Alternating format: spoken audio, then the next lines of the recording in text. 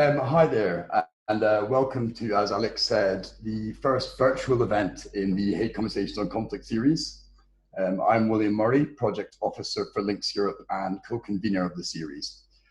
So we launched in June last year, this series, and we aim in doing this to bring together academics, diplomats, conflict mediation practitioners in a forum that contributes to a better understanding of conflict and helps us to rethink approaches to conflict prevention, mediation, and resolution.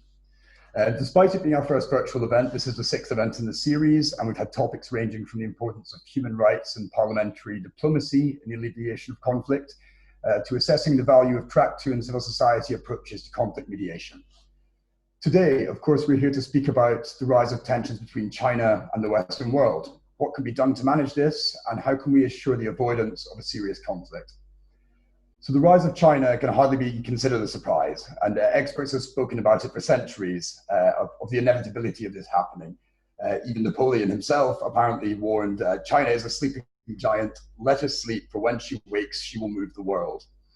But whilst China has received ever-increasing airtime in the West over the last few years, over the last few months, the COVID-19 pandemic has brought the reality of China's growth to the fore, begging the question as to whether the Western world is truly prepared for the exchange of power in the international system.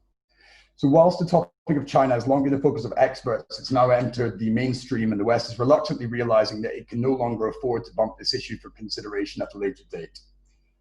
The rise of China comes with several challenging issues for the West, which has for so long enjoyed the benefits of the inclusion of the global hegemon, the USA.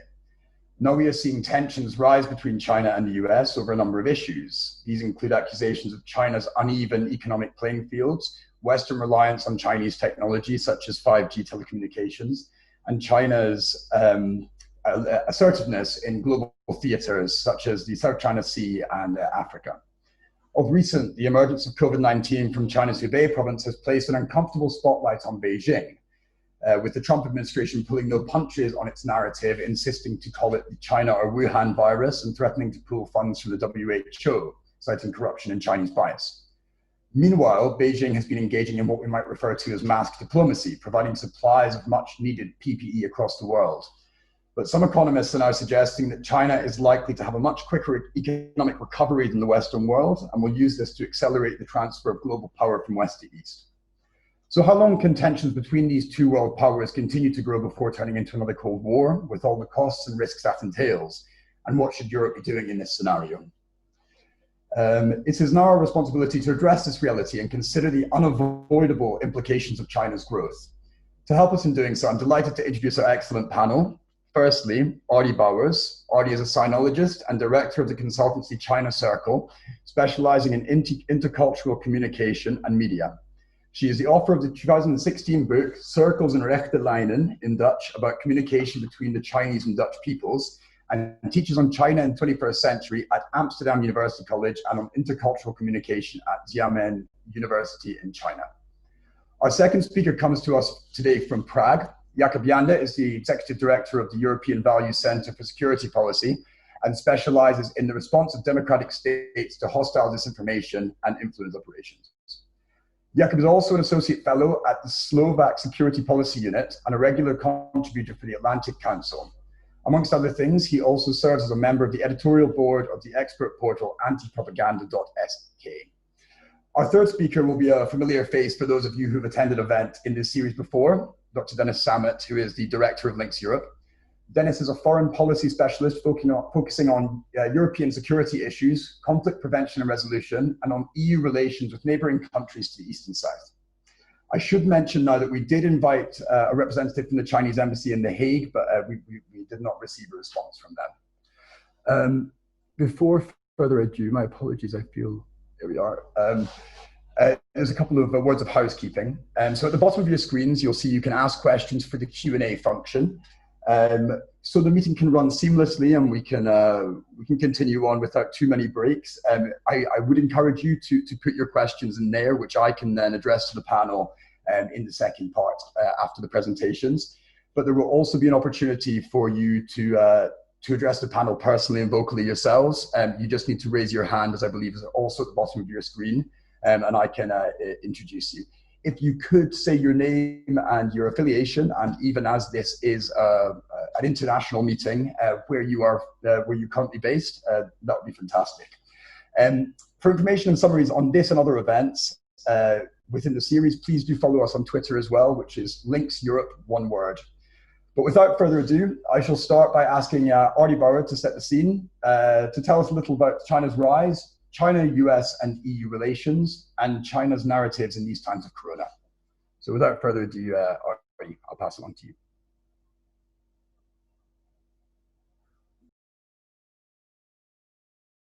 Okay, I'm all set now. I wanted to not just look at my face, but also see a couple of slides, because it's nicer when you're online the whole time. Very happy to be here, very happy to share my thoughts. And what I'm going to try to do is to show you China's perspective on whatever's happening at the moment, on China itself, but also China-US relations and China-Europe relations. So you already introduced me. Maybe the only thing I can add is that I've been coming to China since 1982, and China has changed tremendously, of course, during those decades. Now, when I talk to people about China, it seems to be that there are only sort of two narratives. Either people are really enthusiastic about China, its opportunities, and say it's amazing China, or people have a dystopian view and just see a negative issue. And my view is somewhere in the middle.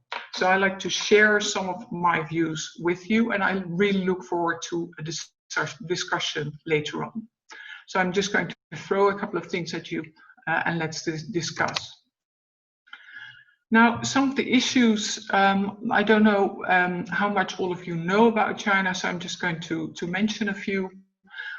Probably you've heard of the Belt and Road Initiative, and what's interesting about the Belt and Road Initiative, it was initiated by Xi Jinping himself, president and party leader. And one way of looking at it is that it's opening China to Europe, and China sort of turning its back on the United States. If you look at maps of the Belt and Road, it's very much the Eurasian continent. So it's interesting to look at it from that perspective. And this started in 2013 already. So it's not just a trade conflict of the past 2 or 3 years. Century of humiliation will go into China's ambitions on artificial intelligence.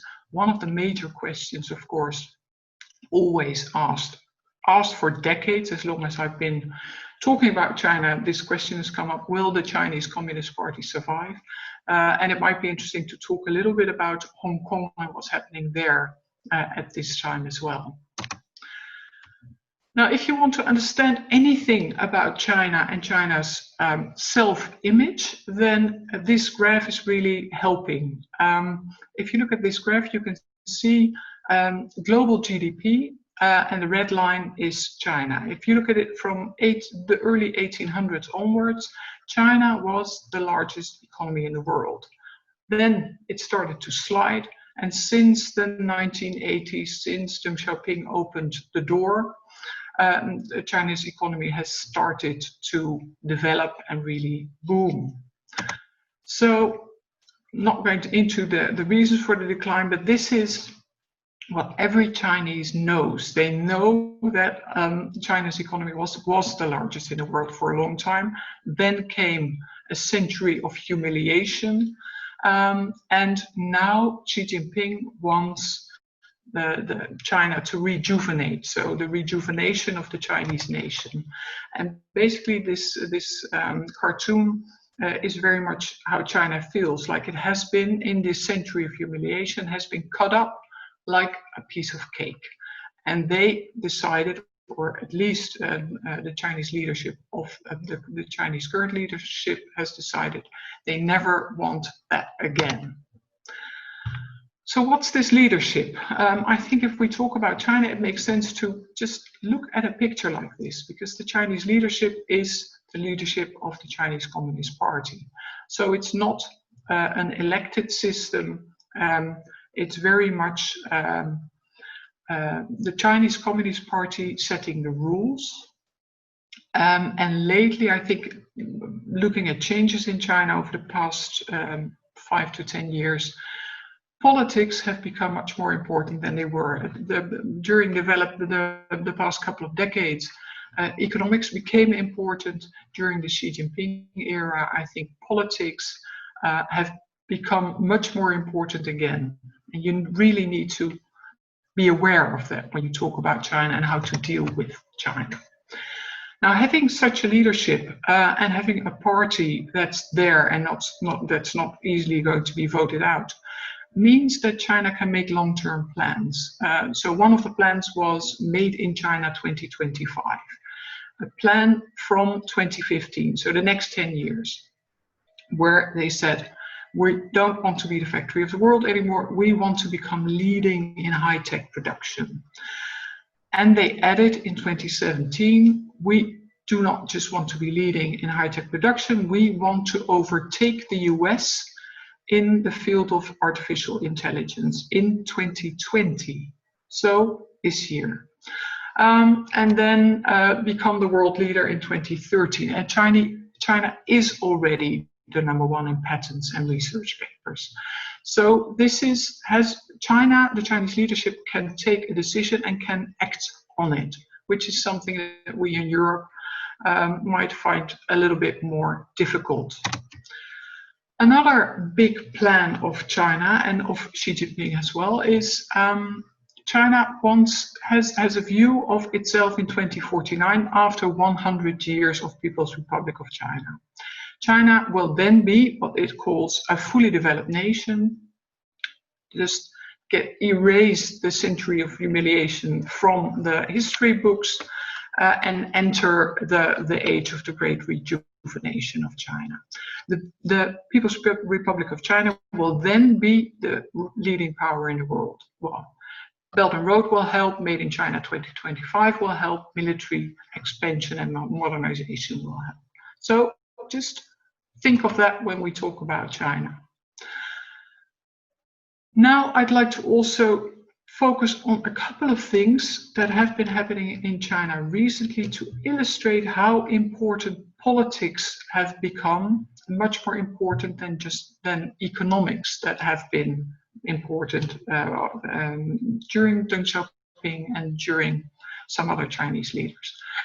One of the things that struck me late in 2019, last year, was that Chinese universities, started to revise their charters in quite a radical way, pledging loyalty to the Chinese Communist Party and removing the words freedom of thought within universities.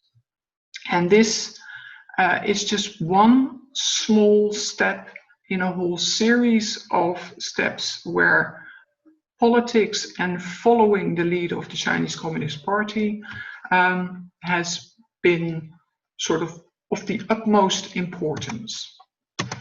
Something else we've been seeing over the past couple of months is a very assertive, we've seen an assertive China. Instead of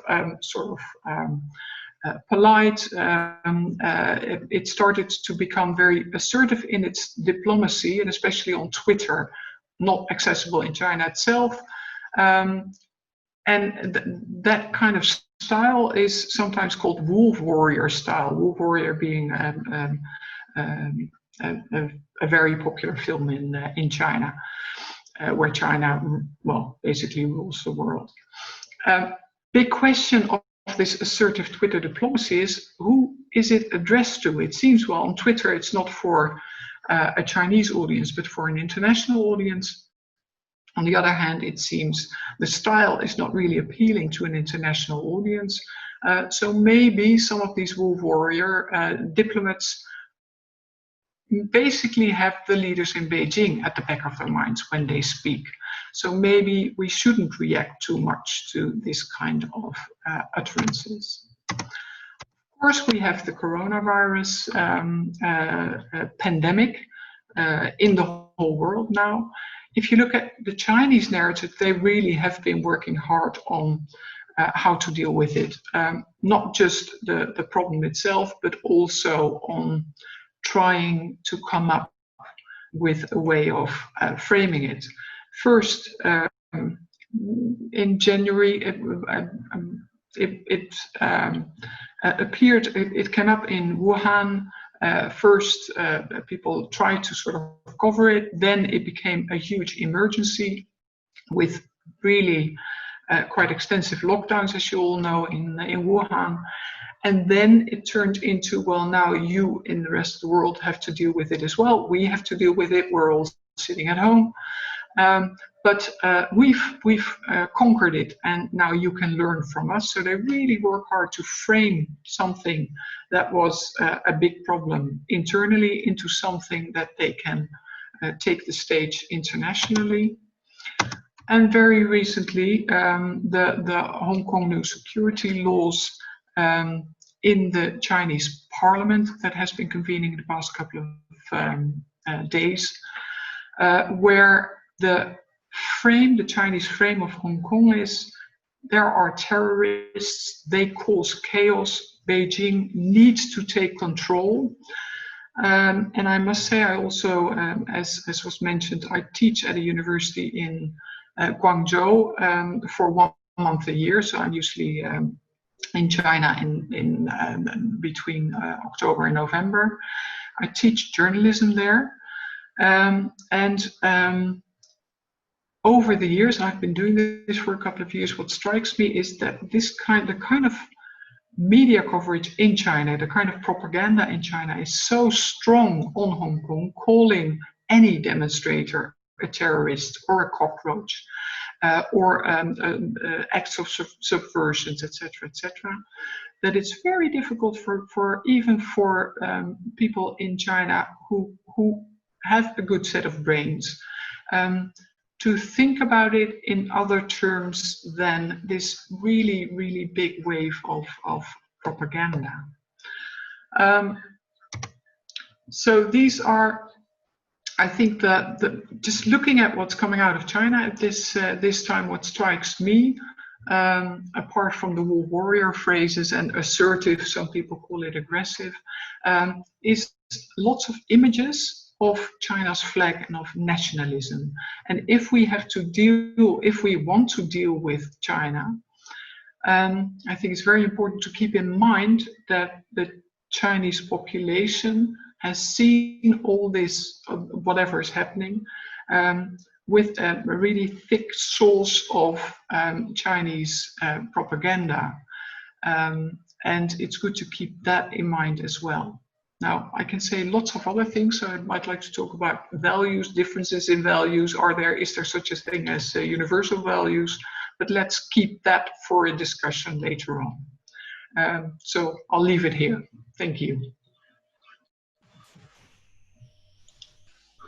Thank you very much, Ardy, and we would be very keen to hear these further comments later on. But for the time being, I will pass us on to Jakob Jander. So Jakob, can I ask you, how can the countries of the EU and the EU itself handle China's rise and increasing influence on the world stage? Definitely, and thank you very much for inviting me here to speak as well. It's a great opportunity as well. So I'll briefly talk about the interests, or from which point of view I could see it, the interest of the Chinese government in Europe, and the ways how they try to influence and interfere in European democracies. And then I'll try to pitch a couple of things which I believe we should be doing, and then that's a good debate in the Q&A as well. And just to stress out, I'll basically be looking over mainly the security policy portfolio of European relations to China or with China. So there are many other things which are happening, but I'll just be sticking into the things which I work in, which is, let's say, foreign and security policy issues, which are quite narrow, let's say.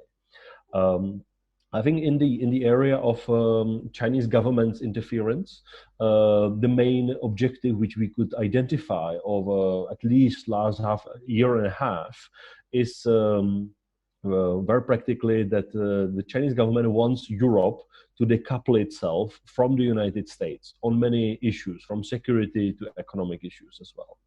And there are several, let's say, underlying and organic natural factors. There are many disagreements between Europeans and Americans. Many things where Europeans are critical of what President Trump does or says.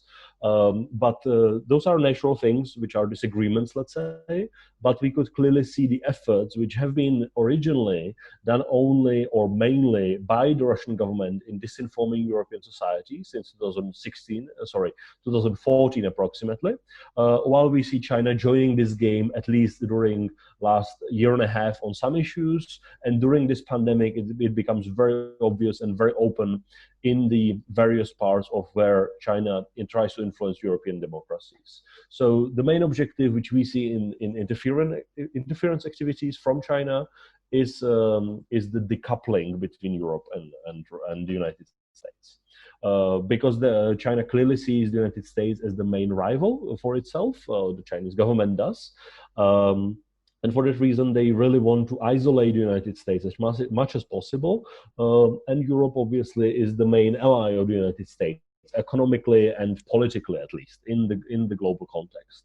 So ideally, isolating the United States by decoupling it from Europe and, let's say, neutralizing Europe as an actor which will be pushing out or pushing against Chinese hostile activities, for example, in Africa or on the global stage within international law. This is exactly what the Chinese government wants. So that's the main objective. Let's say if you go below that, the main objective, the decoupling between Europe and the United States, there are at least four objectives which we could call operational. So let's say some mid-level objectives for the Chinese government in Europe. And let me just list them and try to explain them briefly. One, it's actually, let's say, forcing European governments to be silent on the issues related to Taiwan. So the Beijing government basically doesn't want European governments to acknowledge or support or cooperate with the Taiwanese government. That's clearly a big issue. So, for example, in the Czech Republic, there are many scandals where the Chinese diplomacy tries to blackmail the Czech government, saying, well, if you do this with Taiwan, we will hurt you economically, or we'll crack down on your companies who are doing business inside China if you cooperate with Taiwan, or if your politicians travel to Taiwan, for example. So that's Taiwan. The second issue, which we could see clearly, where the Chinese government is pressing very hard against Europe or European democracies, is the 5G discussion. So essentially what the Chinese government tries to do is that they are pushing European capitals, European states, and telling them, well, if you exclude Huawei from your 5G networks in the future, we will actually hurt you economically. We have seen, for example, the Chinese ambassador in Berlin saying it to the German government: if you exclude Huawei for security reasons from your critical information infrastructure, your car industry, which is essentially based inside China, will be hurt. And the same way, similar kind of threats are happening to many other European countries. The third issue, which the Chinese government cares about very much in Europe, is the human rights criticism. So essentially what we see is that the Chinese government is trying to push European governments to be silent on human rights abuses by the Chinese government. So it is not only the concentration camps for Uyghurs, but for example, the current issues ongoing related to Hong Kong as well. So that's the third issue: human rights silence. That's basically what the Chinese government tries to enforce. At least in some of European countries. And the fourth thing, fourth objective or influence objective in Europe, which we could see done by the CCP, the Chinese Communist Party, and its rule, is actually related to the current pandemic.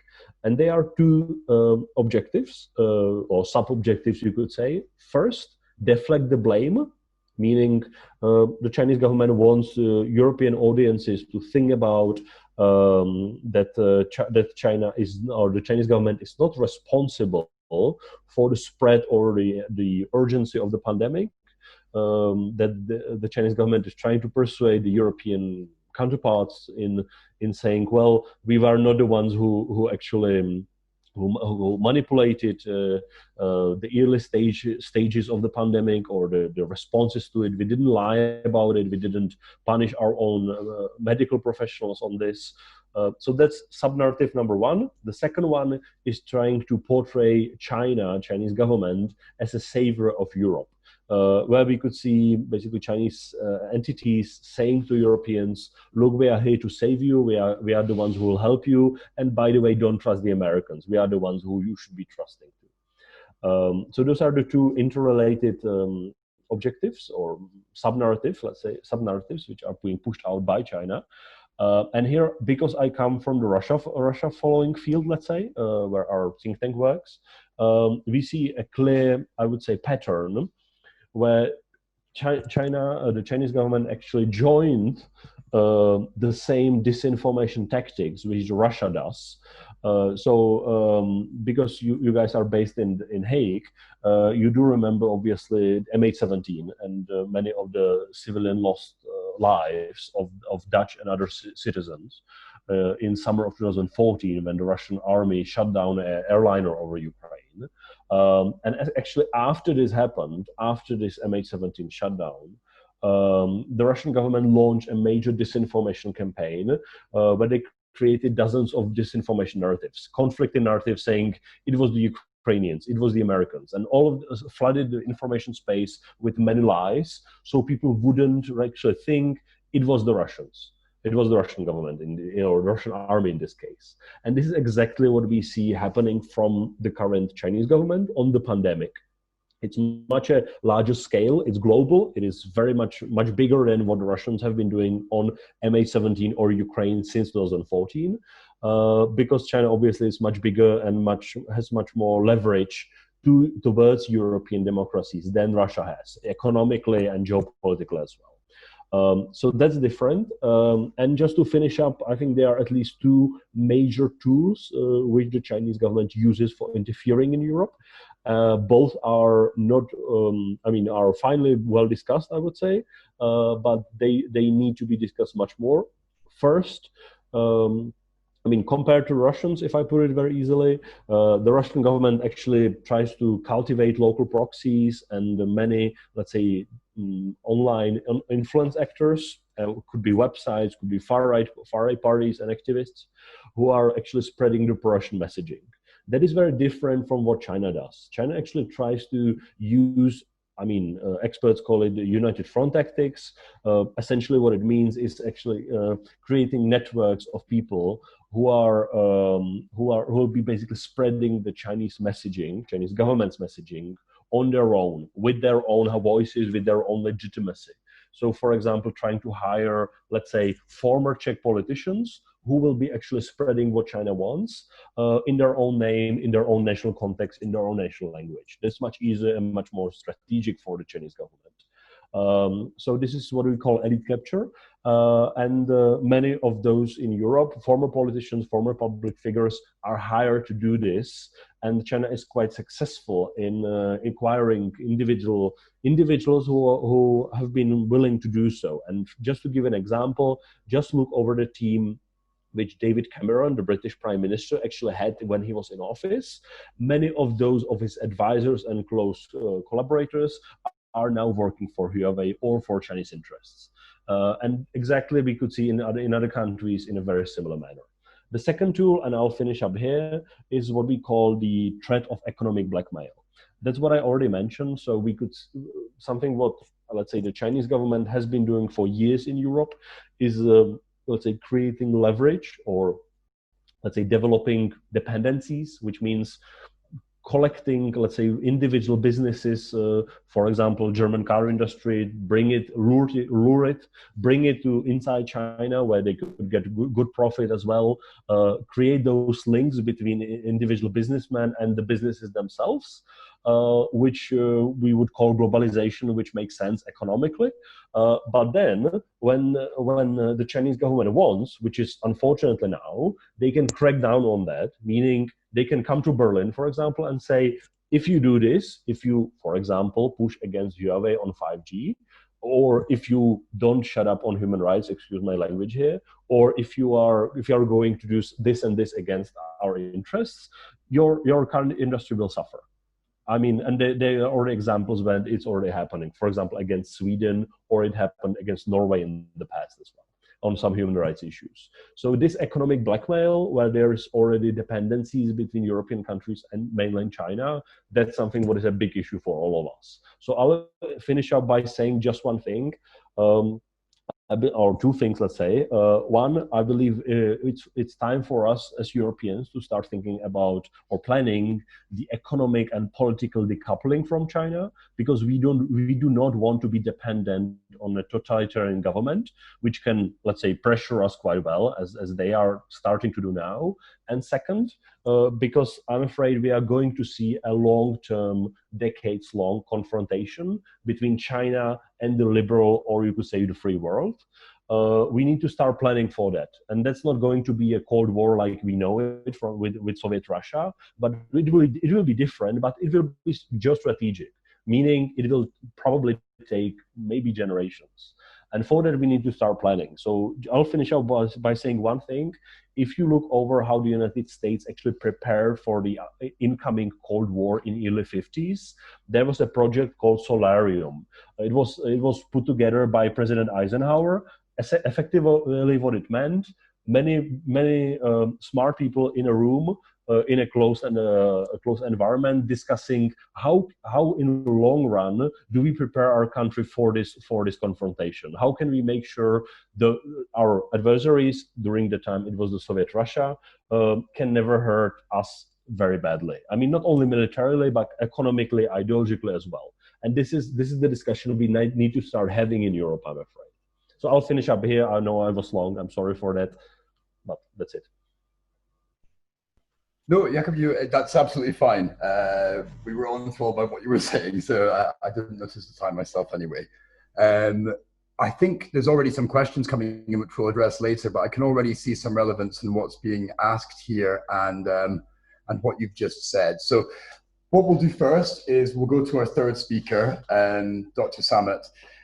So Dennis, I think continuing on from what Jakob said there, what I would like you to address further is the likelihood of a Cold War between China and the Western world, and additionally the flashpoints building on what Jakob said of what you really see being the major issues here. Thank you very much, Will. In your introduction, you quoted Napoleon and about the idea of not waking a sleeping giant. I think our two excellent presentations that we have just listened to tell us clearly that China has not been a sleeping giant in the last 50 years. It's very much been a country on the move. And what I think has happened in the last few months is that coronavirus has somehow put the spotlight on China in a way that we have not seen since the Cultural Revolution. And a lot of people in Europe, in the United States and beyond have now all of a sudden woken up to the fact that China is not simply an economic power.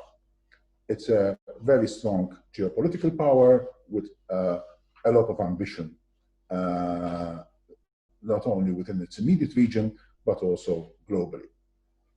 So the issue here is not really about coronavirus. It's what coronavirus has been able to do in terms of how it got people focused in a way that they probably would not have been able to do if the pandemic had not erupted. And this is one of the interesting aspects of this. So we have to look beyond coronavirus into the longer term relationship between China and the rest of the world, and particularly China and what we call the West. Now, when you look at relations between countries, you can usually you can see them in 5 different stages, ranging from cooperation to conflict. So a lot of countries are in the first 2 levels where you have cooperation and you have competition. A lot of it healthy competition, sometimes a bit too much, but competition and cooperation. Even within the European Union, we have competition sometimes between member states, but we also have cooperation. I think if we look at how the West has dealt with China so far, it has been really within that framework. Cooperation with a little bit of competition, and more recently, a new word has started coming up, which is the idea of containment. How does one contain Chinese expansionism? And I think this will be a new element that we will see in the equation going forward. There are other elements. There's confrontation, and there is outright conflict. But I think realistically, the mix that we're going to see going forward over the next few years is really more cooperation, which I think will have to continue on many issues, competition, which is going to be much more intense, and an attempt at containment. The term Cold War scenario has been mentioned already by you, by Jakob, and also much more widely. So what would a Cold War between the West and China look like? First of all, we need to remember the Cold War was not so cold.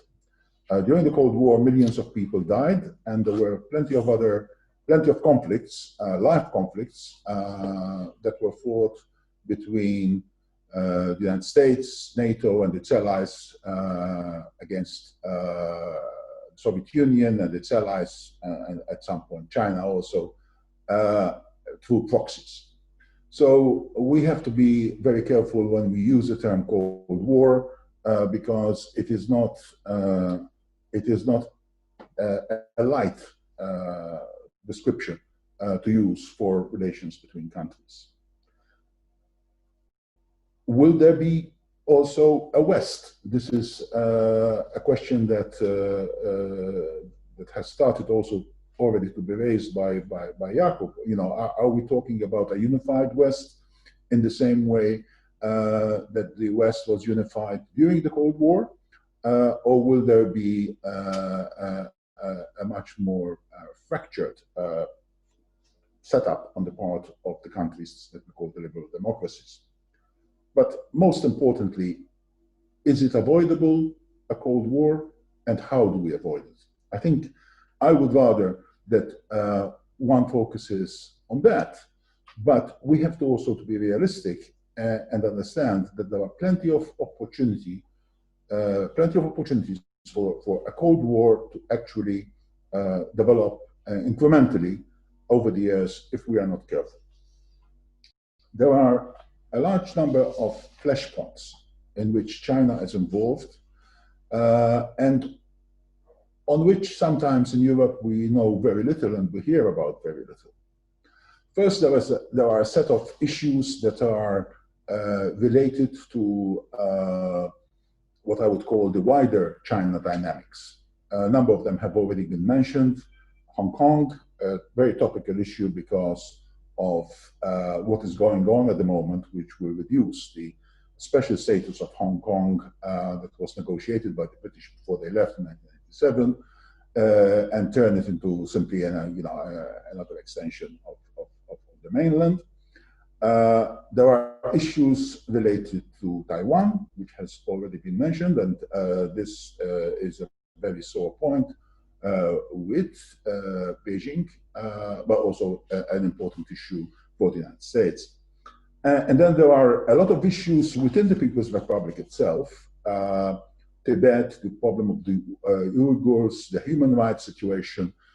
These are all issues that sometimes come up, but I tend to agree with what has been said, that most of the time politicians in the West have tried to put them aside and say, well, you know, we do not want to upset our relations with Beijing.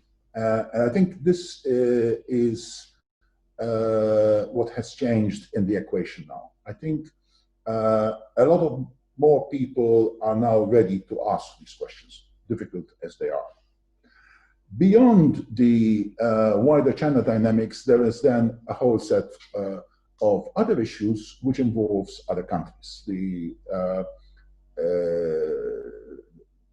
the first problem that comes to mind is the South China Sea, where we have seen an expansionist policy which puts China in a head-on confrontation with its neighbors in the region, including Vietnam, Malaysia, Indonesia, Philippines, Brunei, who now all have territorial disputes with China related to the South China Sea. That is in the sea. On land, then there are the border disputes with India. And it's astonishing that as the coronavirus pandemic was ongoing, things were going on the border between China and India. And there are reports now that there were incursions into territory that is either claimed by India or is even recognized by China as being Indian, and the Himalayas. And these incursions are very serious. India is taking them very seriously. And it is not clear, first of all, why these incursions are taking place now in the middle of this whole drama around the coronavirus pandemic. And secondly, it is not clear what the final end game is. We have to remember that China and India did fight a number of wars over the last 30, 40 years in this part of the world.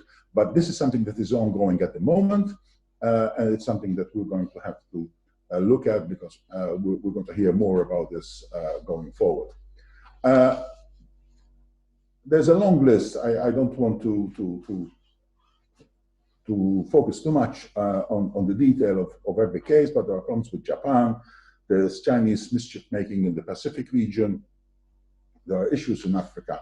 And of course, there are bigger issues related to economic and trade disputes. For many people, this is where it all started.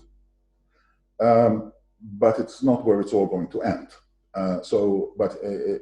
Regardless of complications in the military and political spheres, the economic and trade disputes will also continue simmering on, because they have been building up over 20 or 30 years. A lot of issues related to the protection of investments from Europe and the United States and other places in China, how equal opportunities to operate, what the Chinese are able to do in Europe, Europeans are not able to do in China. And this lack of reciprocity has poisoned the trade and economic relationship. So the question remains, is this all inevitable? Are we heading straight on into a direct confrontation between the two most heavily armed countries in the world and others that will join in with them? My view is it's not necessarily the case. We don't necessarily have to go there, and in fact, anybody with some sense will have to work to make sure that we don't go there, because this would be a big, huge disaster for the world. So we need some sanity in the way we approach this, but we also need a huge dose of realism. In my view, we need to start strengthening the mechanisms that exist for these problems to be solved. Not only the big picture of relations between the West and China, but also these relatively smaller, localized issues. And in this regard, we need a better use of the mechanism of the United Nations, where China is also a Security Council member, and so shares both the responsibility within the Security Council, but also would feel comfortable in that context because it is working on an equal basis with the United States and others. The other idea that is coming out from the United States, there are many ideas coming out of the United States, and not all of them are very interesting. or very useful in this particular situation. But one particular idea I think we need to focus on, which is the importance that the United States and China and possibly others will start developing arms control agreements. And I think if we look at the Cold War, even at the worst moments of the Cold War, NATO and the US and the Soviet Union were able to work through difficult processes and agree on arms control agreements that served humanity well. Let's not forget that one of the biggest documents that we have in Europe, which is the Helsinki Final Act, was agreed in 1975 at the peak of the Cold War, and had everybody, all European countries, the United States, the Soviet Union, and all European countries signing it. So diplomacy can work if there is enough effort and enough goodwill by enough people for it to work. And also in this context of moving back to a rules-based international system, I think because a lot of the problems related to China are related to the sea, I think we need to see also a new focus on the law of the sea. China is a signatory of the Law of the Sea Convention, but it doesn't really take it very seriously. And so there should be a mechanism that would put the searchlight on in terms of how China is relating to the law of the sea. A couple to finish, a couple of recommendations on how we should perhaps approach this also at a European level. Well, first of all, I think we need to keep in mind that there are some dangers when we embark on even a conversation like this in our societies. We need to avoid xenophobia because it could very easily develop if the political discourse is allowed to get out of control. So the West needs to remain open to the Chinese people, and hopefully China should remain open to Westerners, because this is important if we want to maintain a dialogue in order to be able to resolve some of these problems. The second issue is the role of the European Union. Now, Jakob made some interesting points, and I agree on a lot of the things that he has said. But my approach on this from a European perspective is that, of course, Europe cannot be neutral in a confrontation like this. And it certainly should not be naive. But what it can be nuanced. And I think this is where Europe can play a role in going forward and how we manage the relationship with China, because its position needs not necessarily be completely identical with that of the United States. It can be nuanced whilst keeping on the same page on the bigger questions. I feel that we perhaps were the ones in the West who were sleeping in the last years. So coronavirus has been a good wake-up call. But now that all sides are awake, let us now try to see how we're going to organize this relationship going forward, so that it should be fairer to everybody and not threatening to anybody. And I think in this regard, we need intensive dialogue at all levels. At the political level, we need dialogue at the level of intellectuals, we need dialogues at the level of governments. but also this dialogue needs to be based on a realization that there are issues, that there are problems, and the objective should not be to try to say there are no problems. There are many problems. The dialogue needs to be there to solve them. Okay. Thank you very much, Dennis. And just for the sake of the conversation, I think we'll just go straight into a question here, which is quite relevant to your finishing point. My intention here for all the participants is to take a couple of the questions we've already been provided with, and then I'm going to open it up. So you just need to raise your hand, and I will allow you to speak. So I'm going to put this on to you, Jakob. I believe I think you can see it now here. It says, is the EU capable of developing a common position on China? There's an observation that China is very good at pitting EU countries against each other, e.g. with offering aid and loans to Italy. What's the EU going to do about it? This is something which has obviously been coming up a lot recently, and something which you mentioned, but could you address whether you think that this is possible? Mm-hmm. And this question was, sorry, by Hei, H-E-I. Okay. Yep. Right. So I believe the EU actually can have common positions, but only on things which are, let's say, not so politically sensitive. Meaning that there needs to be a common lowest denominator. For example, issues where the EU already agreed on to set up a new legislation for all of the EU member states, which will actually develop or create a framework for screening of risky foreign investment, which basically is looking over to Chinese predatory behavior of some of the companies. And that's where the EU already agreed on several years ago, and now national implementation is ongoing.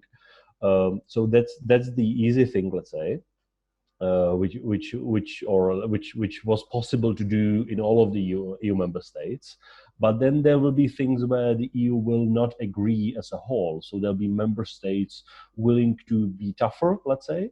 For example, on 5G and cybersecurity issues, where, for example, we see, let's say, an informal alliance where it's basically France, some of the Central and Eastern European countries, so Czech Republic, Poland, Lithuania, Estonia, for example, countries which are, let's say, you could say hawkish or tough on Huawei, while there are countries which are, let's say, on the softer side, which might actually allow Huawei into their 5G networks, where Germany obviously is one of the leaders, and a couple of other countries. And I forgot about Sweden, which is actually quite a hawkish country on China in any cases.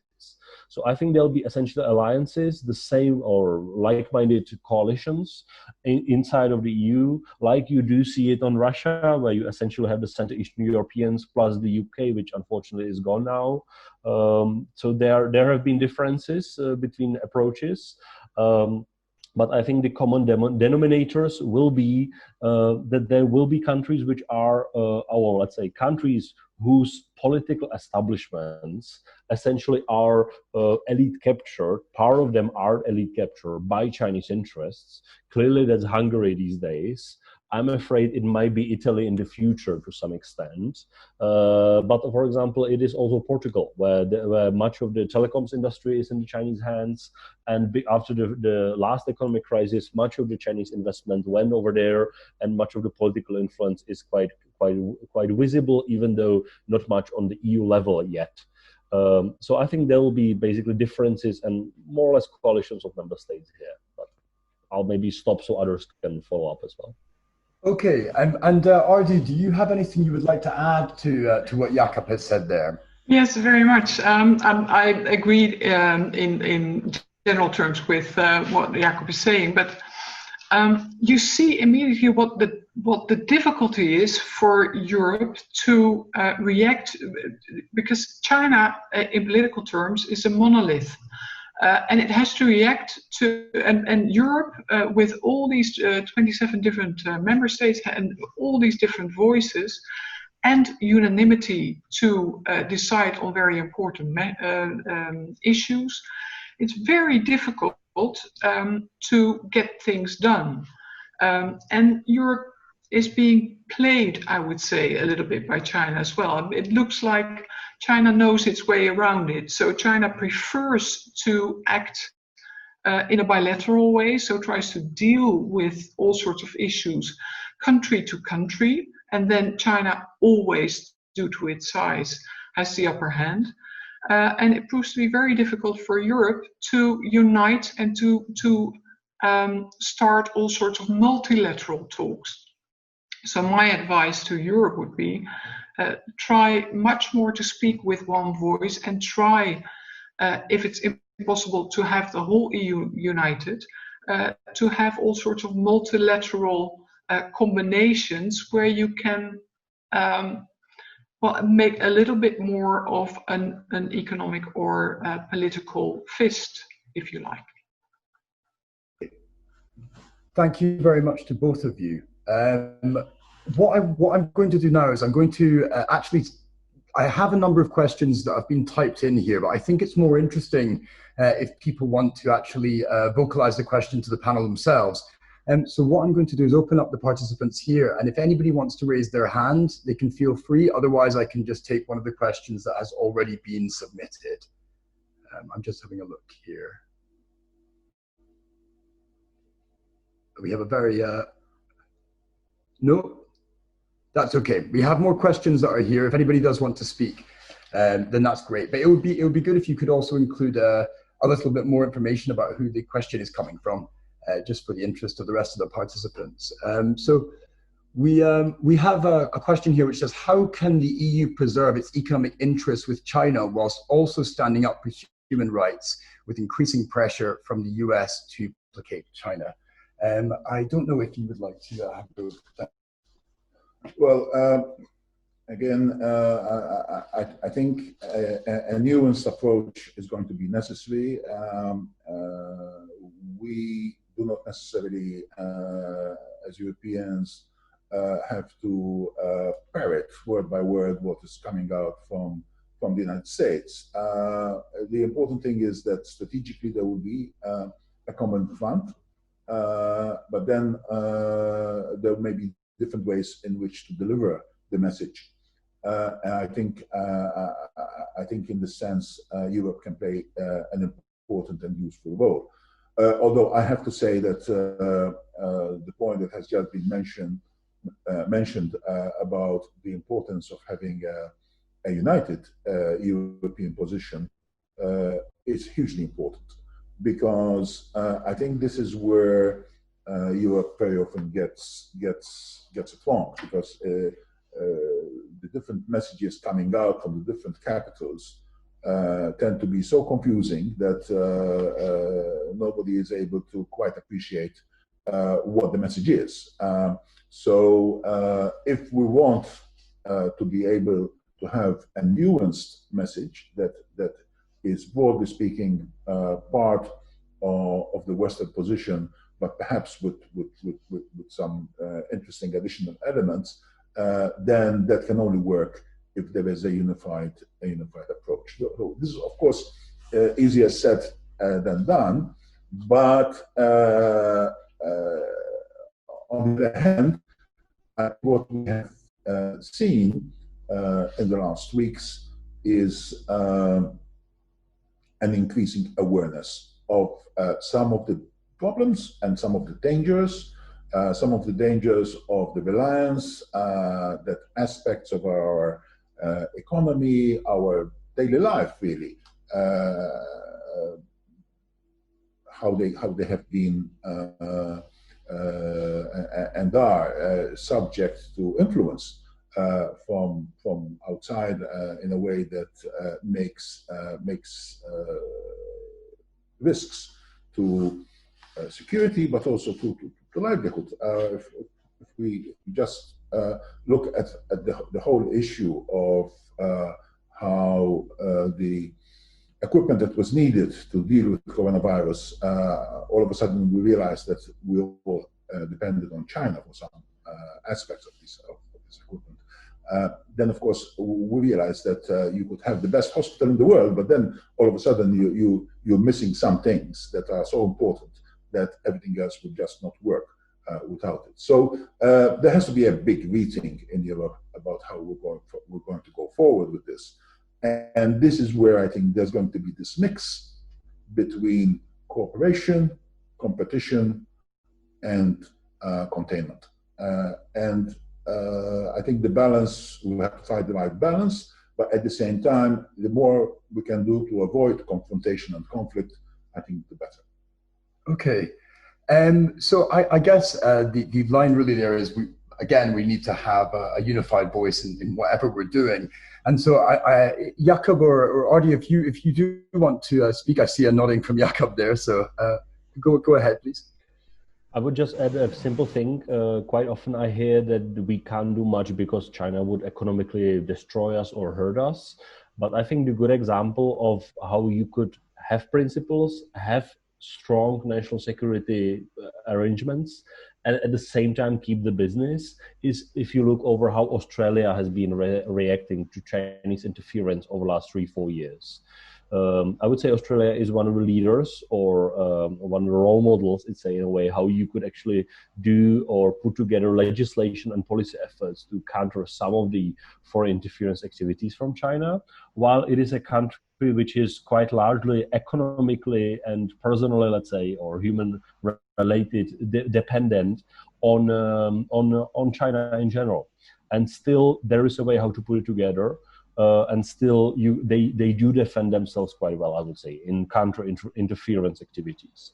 And just the same example is, for example, if you look how Lithuania, a country of 3 million, is actually putting together strong counter interference activities, policies against Russia, while it is at the same time quite economically dependent on Russia. So it is possible to do, even if you are a large country, or large country is your adversary and you are a small country. While if you look over Europe, we are quite big and economically strong. So it is possible, and there are great examples like Australia and China, or let's say Lithuania and Russia, the way how they do stand up for the principles and for the national security, and they can still have some level of business ties which are beneficial both ways, let's say. So I'll stop here.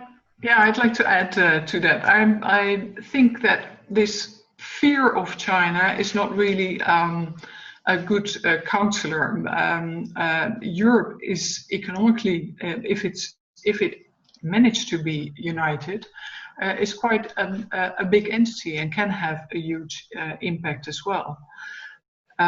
And to always, over the decades, I've always heard about being afraid to lose economic opportunities, and therefore not making your own stance, your own norms, displaying your own norms, or making your own stance clear. I think that's quite a weak reaction, and my feeling is, not just feeling, my experiences with China, that it's in the end it's better to have your values, stand up for your values, fight for your values, and to have some backbone. Then you might get more respect from China than if you always sort of move along. Because if you move, it's a bit like salami tactics. If you move along, then the next slice of salami will be taken.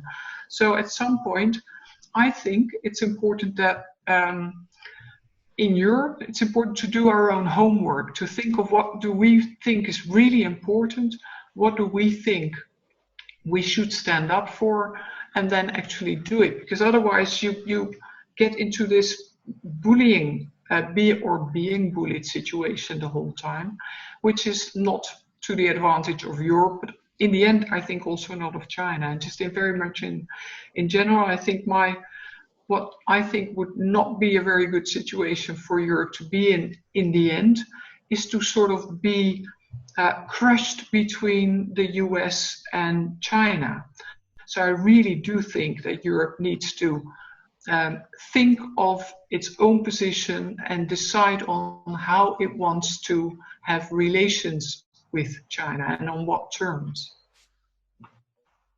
Okay, thank you. I see there's, going back to Jakob's point, there's another question here which I think is quite relevant, and that's it's from Neil Uren, and it says, should we exclude Huawei completely from our 5G infrastructure in Europe? And if so, is the main negative effect inconvenience waiting for other suppliers to catch up with the technology?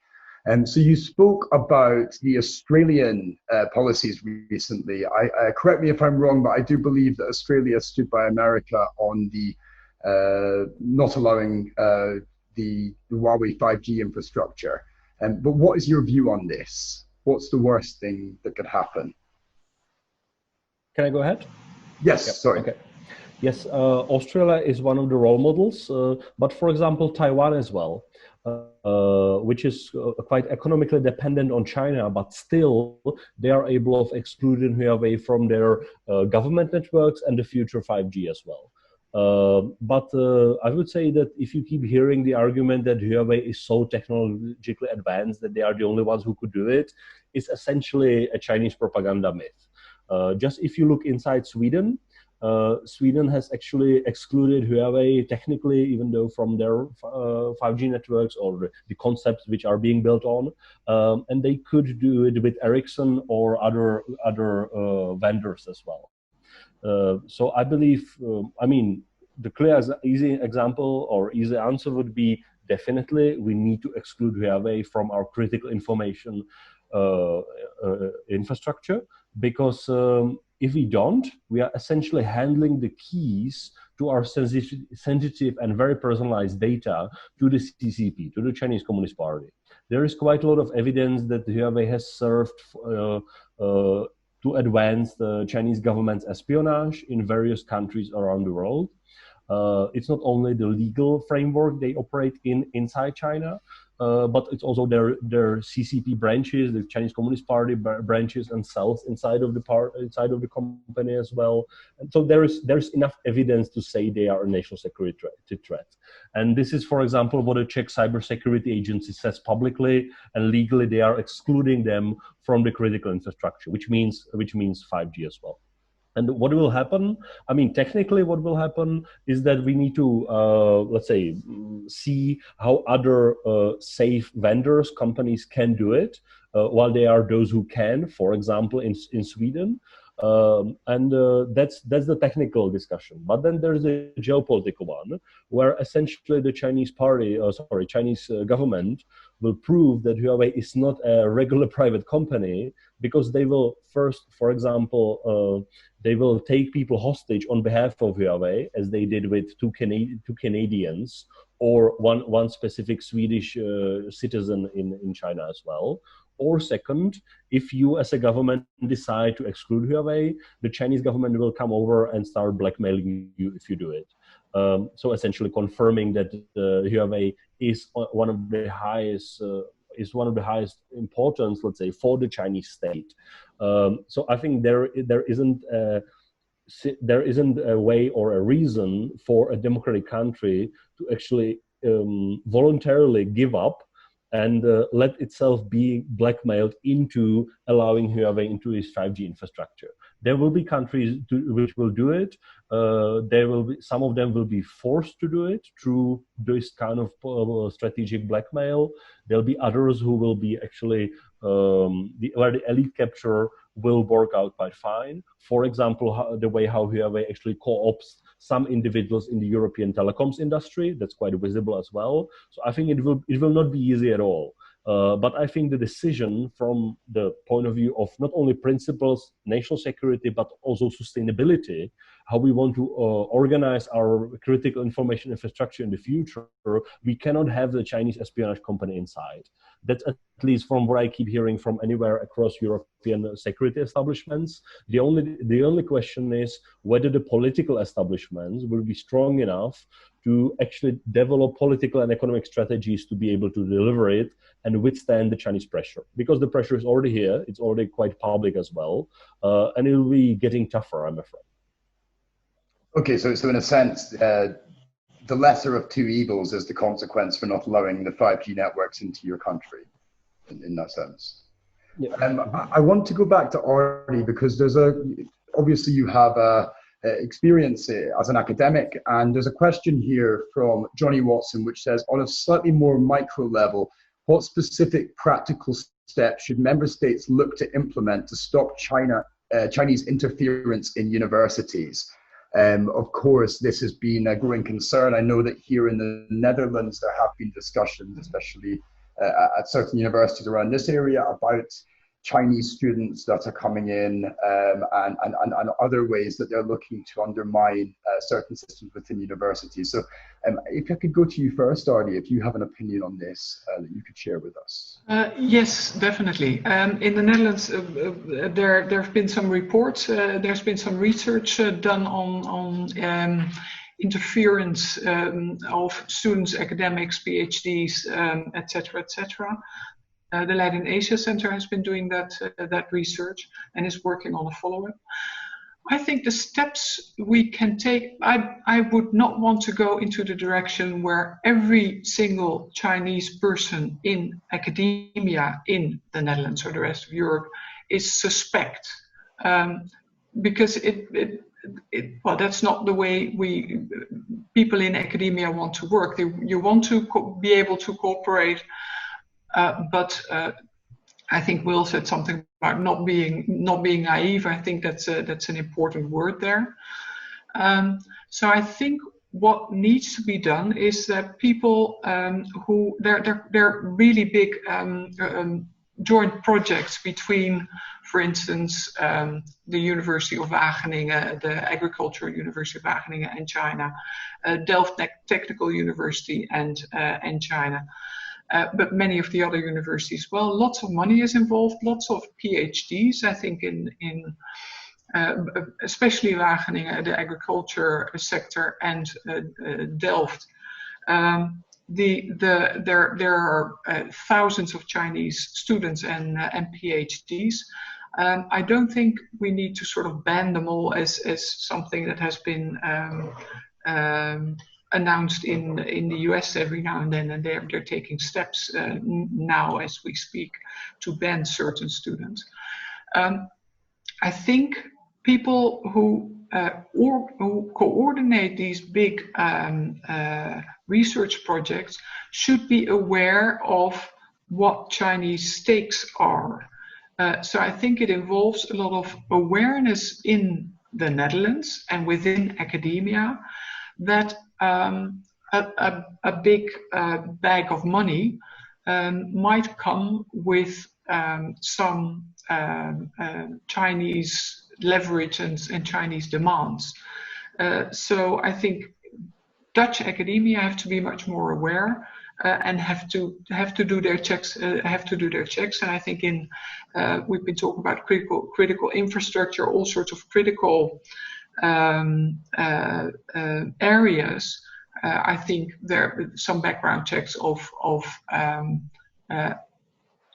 people from China, researchers from China should be done as well. So I think we also there, I don't want to label everyone, but I would want on our part to create much more knowledge about possible Chinese intentions in certain fields, and you can see where the Chinese priorities lie.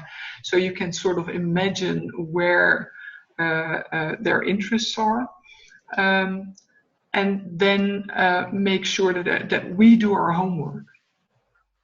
Okay, thank you. And Dennis, you obviously have experience in academia yourself, so would you like to contribute? Yes, I think the emphasis here has been on the importance to be aware and to be alert.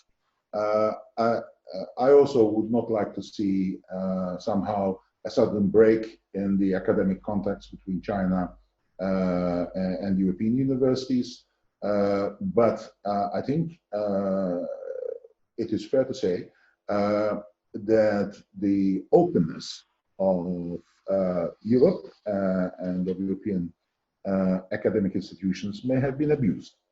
And in that regard, it is necessary that we are aware of risks and that mitigating measures can be put in place in order to ensure that those risks are minimized. But I want to emphasize that this does not mean that all academic contacts should be cut. means they need to be managed much more cleverly than, in my view, they have been done so far. Okay. So I think we'll actually go on to another question now. You mentioned earlier Hong Kong, Artie, and you also mentioned that you might want to speak more about the different value systems. So I think you could probably tie both into this question here by RN. It's Hong Kong is regarded as one of the most liberal places among China, with significant investment from the Western world. With the recent events, the special state of Hong Kong is almost fading out. How should we see this chain of events in China? Is it a possibility that China is preparing for a full-scale economic war or a Cold War, and therefore starting to lock down Hong Kong for foreign capital and talent? How should we react to this incident, as it seems like the end of liberty in Hong Kong and in China? So, Artie, do you have a response to that answer? Yes, I do, of course.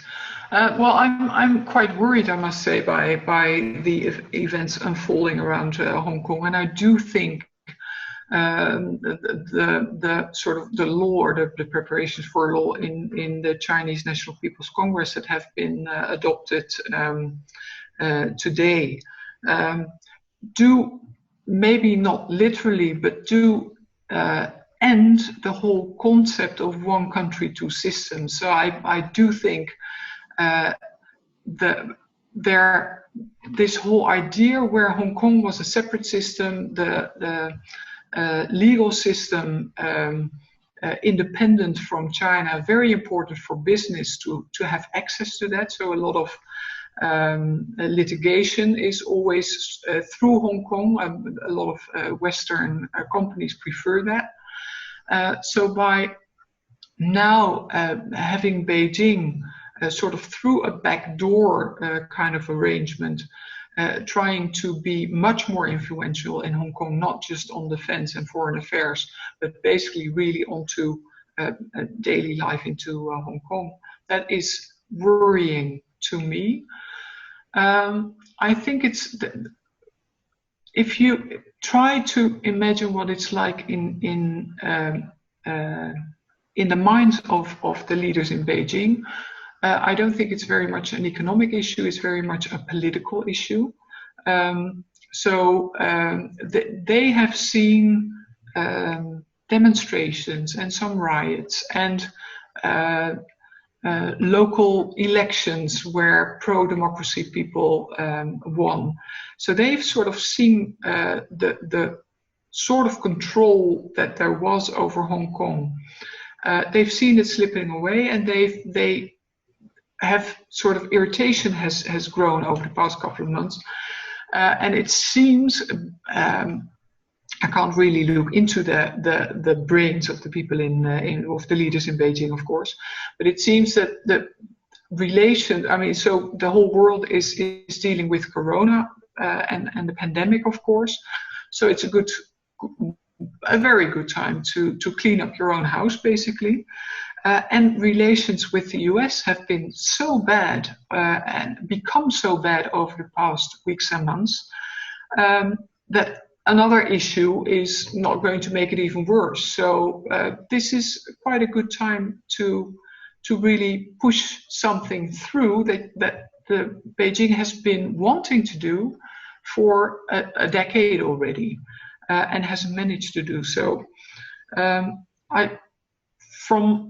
I do think, I do fear that this is really going to impact Hong Kong's position as sort of a beacon in sort of on the border of China or within China, whatever way you would want to say.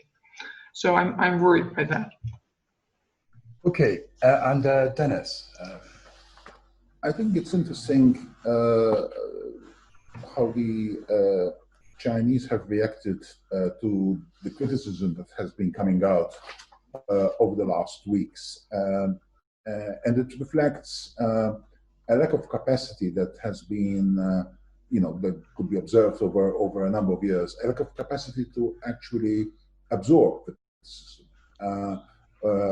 I remember when President Xi was in London Chinese officials went all lengths in order to stop a very small group of demonstrators from coming anywhere near where the president was or was going to be. And when you compare this to what happens when Trump or a number of other controversial politicians arrive in London, where there are tens of thousands of people protesting, and it's part of the political process. But the Chinese are not used to this, and they get ultra sensitive about it. And I think one of the things that is happening now is that this criticism that is gaining ground has taken them a little bit by surprise. But I hope that one of the side effects would be that it starts a discussion in China itself about how to deal with it, and about the need to actually be able to take in criticism and accept it as part of a process. Okay. Yes, Jakob, go ahead. I would just want to point out one thing. I believe if the EU and EU member states actually say that we are the beacon of human rights, I believe what should happen tomorrow when the EU foreign ministers are going to meet on Hong Kong, I believe they should all say publicly that if they are individuals in Hong Kong who are oppressed by the Chinese government because of what they believe in and because of their freedom of speech, many of them would be welcome in Europe and would be given, possibly granted political asylums. Because I believe it's important to not only to declare that we believe human rights are important for the EU or EU member states, but we need to act on that as well. And there are many of, let's say, human rights defenders or activists and journalists, people who had to escape from various totalitarian regimes across the world to Europe. And I believe that's a thing which should be done, because if there are brave people in Hong Kong who are demanding their own rights, to which they are entitled to, and if they are oppressed because of this, I believe the EU or Europe in general should be standing up for its values, and just to say and do it in practice, welcome those who are oppressed and give them political asylums. This is what political asylum is for, and this should be a principled stance for us. And it shouldn't be a matter of economic considerations. This is where the EU, or at least some of the EU member states, should stand up for. Okay. Can I say something about it as well? Because I agree with that assessment, but the problem is that European reactions in European capitals has not been very loud. So for me, just looking at what's happening in Hong Kong or around Hong Kong, and looking at reactions in the US, there are some reactions. In Europe, maybe a bit, but not as strong as I would have expected, to be honest. So this is where this illustrates how the EU can be toothless and not very strong. So yes, in principle, if we know what principles we stand for, what values we stand for, then we would have to act on that as well, with China and with other countries as well. But somehow I'm a little bit less optimistic about that happening than maybe some others are. Okay. There's another question here by an anonymous attendee, and it says, in what way is cooperation between China and Europe possible? So what unites them apart from economic interests? If I expand this question slightly, I understand that there has been some criticism over the past few years about almost a cherry picking of cooperation on the Chinese front. And I know that, Jakob, your organization, I think, has done some work on that. So I don't know if you would like to have a go at answering this question. Do you believe that there are ways that China and Europe can cooperate? Or do you believe that we need to first establish other structures which support our views, as already has been saying? Mm-hmm. I think it's clear from history and from any experience we all have is that any dictatorship regime only respects strength and power. They don't respect weakness and appeasement. So I believe if we as Europeans would be able to have that, to be strong and principled on some of the issues, not only the human rights ones, but also on national security defenses of ourselves, that's something what would make even our cooperation with China easier to some extent, but only on very selected issues. I believe on climate issues, there could be a way how Europe and China could work together, I really hope. I don't expect it to happen on human rights issues at all, or anything related to security issues, because obviously we have very different understanding of security. But I think, for example, the EU or Europe in general should have a policy. How, for example, do we act in Africa? Because what happens quite often is that the EU is one of the largest donors in Africa in development aid.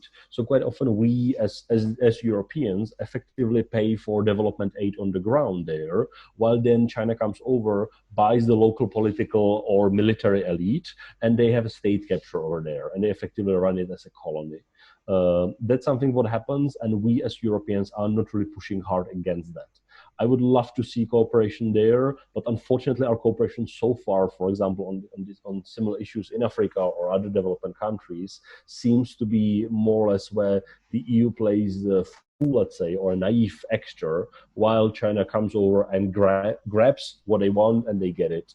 I hope this will change in the future, because it's not good for us as Europeans, and it's not good as for the third countries we are talking about, for example, some of the African countries.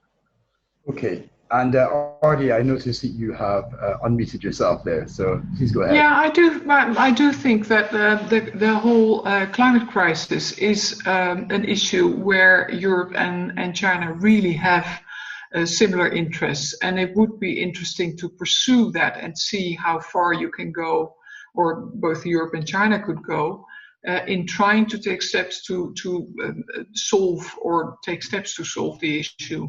And that's very much not on the minds of the US at the moment, but it could be something where Europe and China could cooperate. And the same goes basically for Millennium Goals and sustainable development. So there are also, looking at China, it has a huge problem with an aging population. So the whole idea of aging and how to counter that challenge. So I do think there are quite a few areas where that would be in the interest of both China and Europe to pursue, and then looking a little bit more broadly at human rights and values, universal values. Well, one of the things that China, of course, is saying, we don't think there are universal values. We did sign the Universal Declaration after the Second World War. We did also sign the International Covenant on Civil and Political Rights, but did not ratify it. We signed the Economic, Social and Cultural Rights Covenant, but we think these collective rights are more important than individual political rights. So China stresses the collective and the importance of the collective versus the individual. Also stresses responsibilities instead of rights. And I think that is where there might be some opportunities. If, for instance, with what we said about climate change, this is about responsibilities. We can think about more than just individual rights. We can talk about responsibilities for the climate as well. So maybe that would be a good start. Thank you very much, Artie. I guess you had the kind of the reference to the kind of Bangkok Declaration in the 1990s there. We have now somebody's hand is raised right at the end of this, but if we have time, Alex, if we can run over slightly, I will allow them to talk. So I can't see if it's an I or an L, but it's either high or hell that we're looking at here. So I'm going to unmute you now. You have to unmute yourself. Yeah. Okay, welcome. Could you introduce yourself, tell us where you're from, and ask your question, please? Hi, thanks for the opportunity. My name is Helen. I'm from Hong Kong and I live in the Netherlands. First of all, thank you for the support on Hong Kong and acknowledging that the need for EU member states to have a louder voice is important. I think EU governments have been having the least vocal within the Western liberal democracy since the new national security law has been introduced in Hong Kong. And to China, I think that would be interpreted as a weak stance. While I understand Europe traditionally prefers a more nuanced, cooperative approach, but China is now appending the rules of diplomacy, and EU cannot rely on its old rule book. So how does EU and each member state want to position itself in a dialogue with China? I think we all acknowledge that having a unified voice is going to be very difficult because consolidating 27 opinions is impossible. But what is the real steps? Which country is going to take the lead? Or otherwise, Europe is just going to be sort of sidelined by China and US having a conversation without any visible participation from Europe. Thank you. Thank you very much, Helen. I will pass this on to Dennis, if that's okay. Well, a unified European approach is difficult to achieve, but it is not impossible. It is achieved on many issues, and I can see that there will be some kind of unified approach on Hong Kong, but more broadly on Europe's approach towards China. In a few weeks' time, Germany takes over the presidency of the EU for the last 6 months of this year. This presidency will come in at an extremely crucial moment for a number of reasons, but also because this will be the time when relations with China will need to be defined going forward. And we're looking forward to some strong German leadership on this, particularly because there is a summit, actually a China-EU summit that is scheduled for the autumn. It's not clear whether it will take place. Some people have been calling for it to be cancelled. I disagree. I think it should take place. What should happen, however, is the European message has to be clear. And I agree with my colleagues here that we need a message that is clear and is delivered strongly, because not doing that will be completely counterproductive and will send, in fact, the wrong message. And we've seen how this works with Russia. When Europe is divided, the message gets distorted, and then bad things start happening. So I hope that we have learned these lessons, and that going forward, we're going to see some strong European leadership on Hong Kong and on other issues too. Okay. What I will do here, just because we are now over time, is if Jakob and Ardi, if you would like to address any point you feel was left out of the answer to the question by Helen, and at the same time, if you could offer your final remarks on what's been discussed today, and then we will be able to finish the conversation. So I will go to you first, Ardi.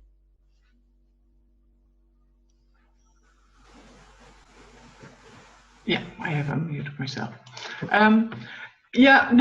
I basically, a lot of things have been said already about a unified voice. I think because Helen was asking for some steps, critical steps as well.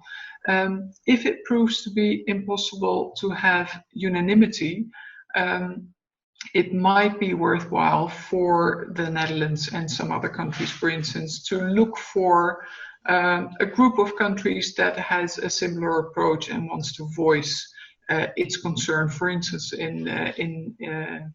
on the situation in Hong Kong, but it could be about anything else as well. So I think maybe the decision-making process in Europe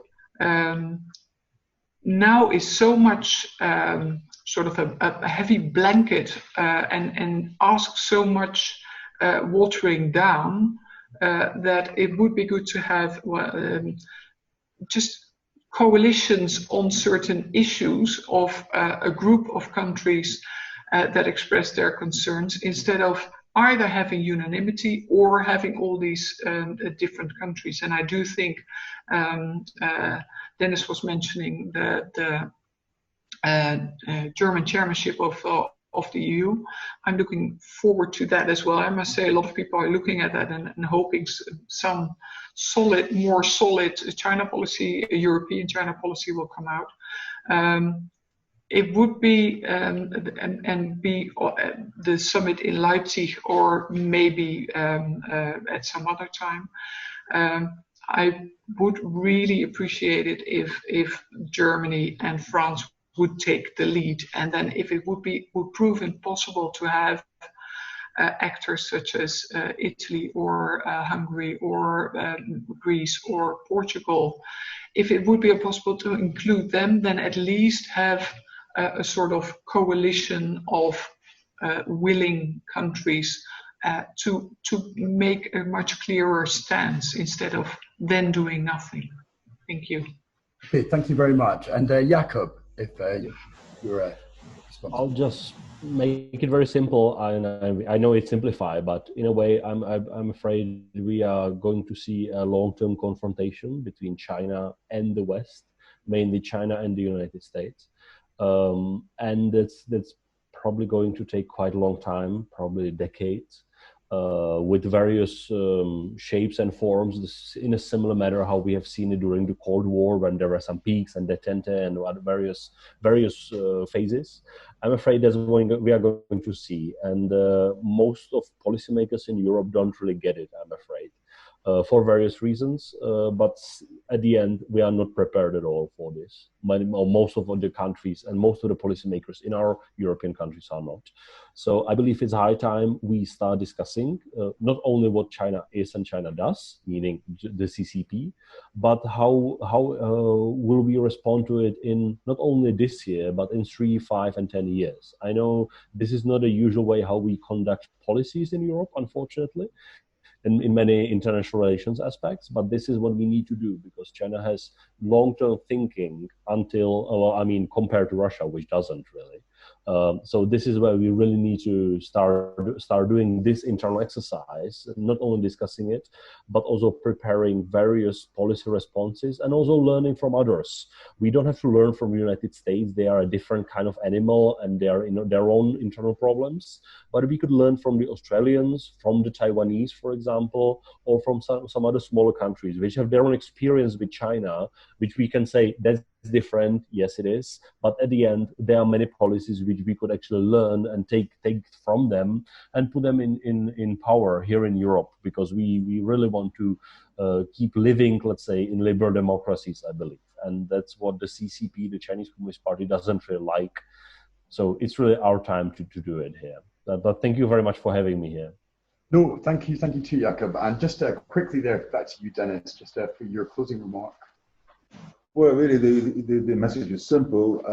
Whilst I agree that confrontation looks inevitable at this point, I think it is necessary to keep the lines of communication open and the dialogue open. In fact, it may be necessary to intensify the dialogue as we go into this bumpy period, because in the end, the world has problems that needs international cooperation for them to be resolved, and we must be able, as we go forward, whilst understanding and learning from what has happened in the past, we must also be able to continue identifying those areas where we can continue to cooperate until it becomes possible for this cooperation to actually come back to some kind of normality, hopefully on the basis of how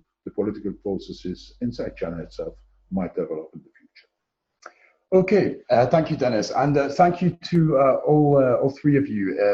This has been an incredibly interesting talk, and I must admit I wasn't expecting us to be able to have such an in-depth discussion using the technology which we've all got so used to over the last few weeks. I think what's clear is, well, this Hague conversation on conflict is over, but the broader conversation on China certainly isn't. And I think it's something which we're going to be, as you've suggested, Jakob, discussing for decades. I just want to thank all the participants here. I'm very happy to see that despite having gone 10 minutes over the time, we still have most of you. And I will close the event here. If you would like to follow us on Twitter at Links Europe, you can also follow the Humanity Hub at Humanity Hub. We will be having some follow-up from this, and we will also, you'll be able to find out about events we've done in the past and also conversations that we'll be having in the future. And with that, I will close. So thank you very much, all of you. Bye-bye.